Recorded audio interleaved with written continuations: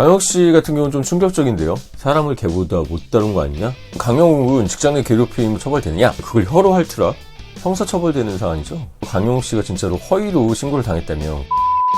안녕하십니까, 문종탁TV의 문종탁 변호사입니다. 개통령이라고 하는데요. 개들의 대통령인가요? 개 훈련사 강영욱 씨가 직장 내 괴롭힘으로 논란이 되고 있습니다. 오늘 강영욱 훈련사의 논란과 제 생각, 그리고 제 변호사니까요, 직장 내 괴롭힘의 대처 방법, 반대로 허위로 직장 내 괴롭힘이 했다고 모함을 당했을 경우 어떻게 대처해야 되는지 알려드리겠습니다. 강영욱 훈련사는 개 훈련 방송으로 유명해졌죠. 오늘 넥타이도 강아지로 해왔는데요.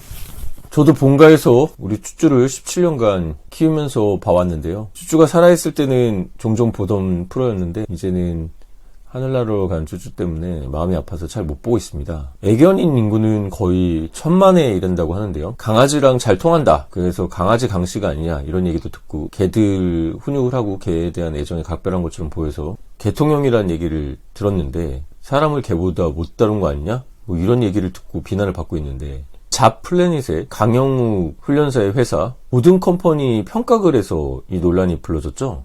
이 보든컴퍼니에서 일했던 사람이 폭로글에 의하면 직원이 개보다 못한 취급을 받았다. 또 JTBC 사건 반장 이런 데서는 이슈가 되니까 방송을 했죠. 직원들에게 숨도 쉬지 말아라, 네가 숨 쉬는 게 아깝다, 벌레보다 못하다, 그냥 기어서 나가라, 그냥 죽어라, 이런 폭언들을 일삼았고, 직원들에게 뭐 이게 강아지 목줄을 던지고, 명절 선물로 배변 봉투에 스팸 6개, 이건 또 뭔가요? 뭐 그런 걸 줬다, 이런 폭로글들이 올라오는 거죠. 한 직원은 퇴사 월급으로 9,670원을 지급했다고 하는데요. 요즘은 시급도 10,000원이 넘죠?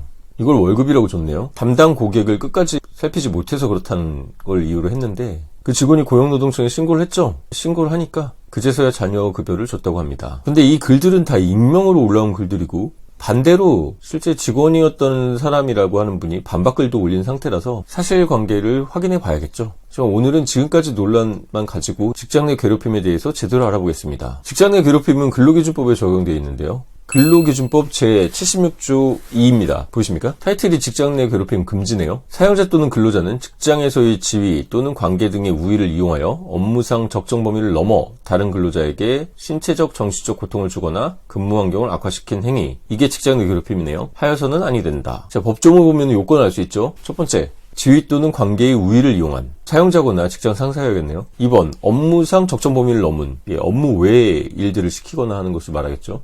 세 번째, 신체적, 정신적 고통을 주거나 근무 환경을 악화하는 행위, 이 요건이 충족되어야 직장 내 괴롭힘이라고 할 수 있습니다. 첫째, 직장에서의 지위나 관계의 우위가 뭘까요? 이 관계 등의 우위 때문에 꼭 상사가 아니어도 됩니다. 같은 직급이 동료라도 다수의 직원이 한 사람을 괴롭힌다면 수적 측면에서 관계적 우위가 되는 것이죠. 강영욱 씨의 경우에는 뭐 더 위가 없잖아요. 회사의 대표니까 직원과의 관계에서는 당연히 지위상 우위가 있게 되고, 첫 번째 요건은 충족이 됩니다. 두 번째, 업무상 적정 범위를 넘어야 되는데요. 좀 너무 추상적이죠. 보통은 포괄적 업무 관련성을 보고합니다. 업무와 전혀 관련 없는 일들을 시키거나, 예를 들어 육아휴직을 갔다 온 직원을 따돌리고 회사 업무를 다 몰아버리고 이러면 업무상 적정 범위를 넘어버리는 것이죠. 예를 들어서 개를 훈련시키고 사육하는 곳에서 개한테 밥을 주는 것은 당연하지만 밥그릇 설거지까지는 괜찮겠죠. 근데 그걸 혀로 핥으라?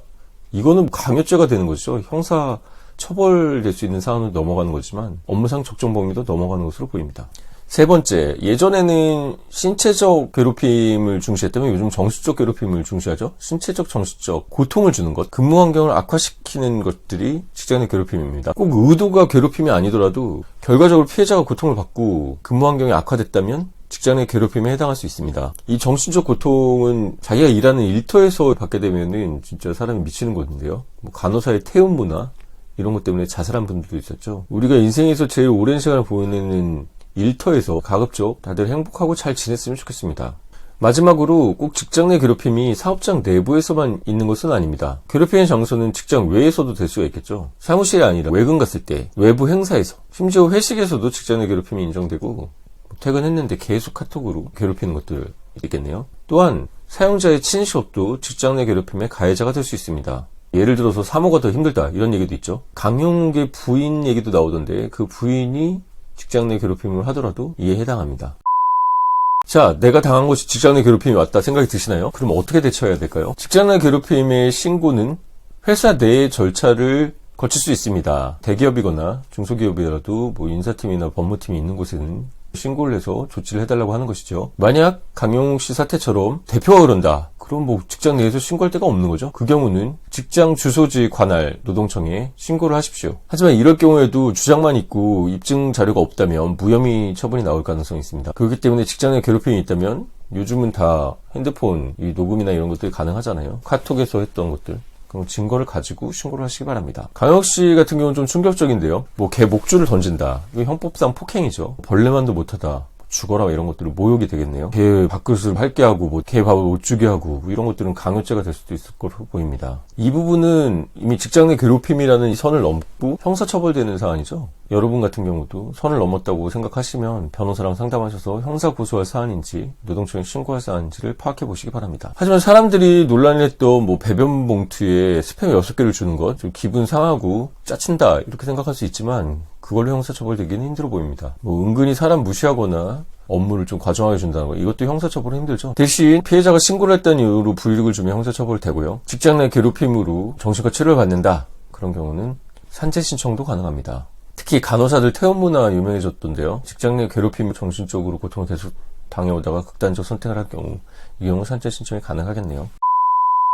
자, 그러면 강영욱은 직장 내 괴롭힘 적용받아서 처벌되느냐? 이거에 대해서 궁금하실 텐데요. 지금까지 나온 폭로글들은 다 2018년도에 퇴사한 사람들의 글이었죠. 직장 내 괴롭힘 금지하는 근로기준법이 들어온 것이 2019년. 시행은 2019년 7월 16일이었습니다. 그렇기 때문에 법은 소급해서 적용하지는 않죠. 신뢰보호익이 있으니까요. 때문에 19년도 이전에 2018년도에 퇴사한 사람들을 직장 내 괴롭힘을 이유로 적용하기는 힘들 것으로 보입니다. 다만 실제 형사 처벌될 수 있는 정도의 일들을 했는지는 가려봐서 처벌 여부를 결정하겠네요. 하지만 반대로 강영욱 씨를 변호하는 글들도 나오고 있습니다. 자신도 직장에 근무했다고 했던 사람의 글인데 반박 글들을 올렸죠. 최초에 올린 사람들이 허위 글을 올렸을 경우 제 전문 분야 중 하나죠. 정보통신망법 위반, 허위사실 명예훼손으로 처벌될 수 있고 강용욱 씨의 업무도 허위를 유포시키는 방법으로 방해했기 때문에 업무방해죄에도 해당할 수 있으니 주의하시기 바랍니다.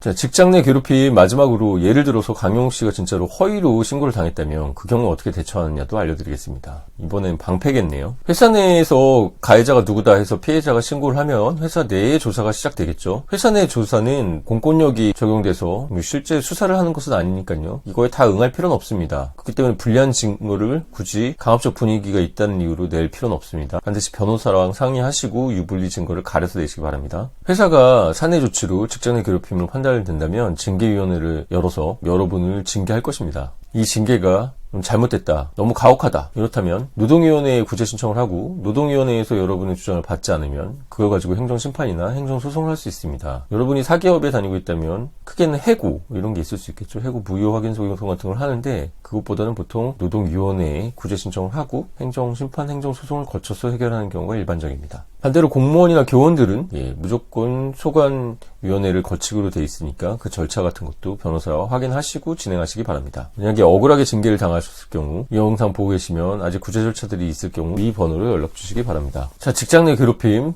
여러분 직장에서 인생의 가장 소중한 시간들을 보내고 있는데 얼마나 괴롭겠습니까? 생계 때문에 그만두기도 힘들고요. 이 경우 직장 내 괴롭힘이 맞는지, 가해자를 어떻게 처벌할 수 있는지 상담은 위 번호로 해주시고요. 반대로 내가 괴롭힌 것도 아닌데 혹은 잘 되라고 어느 정도 지시 명령을 한 건데 직장 내 괴롭힘으로 거의 무고 수준으로 당했다, 이런 경우도 위 번호로 전화 주시면 도와드리겠습니다. 오늘 정보 도움이 되셨다면 좋아요, 구독, 알람 설정 부탁드리고요. 직장 내에 모두 행복하게 잘 일하고 다녔으면 좋겠습니다. 지금까지 문정탁TV 문정탁 변호사였습니다. 감사합니다.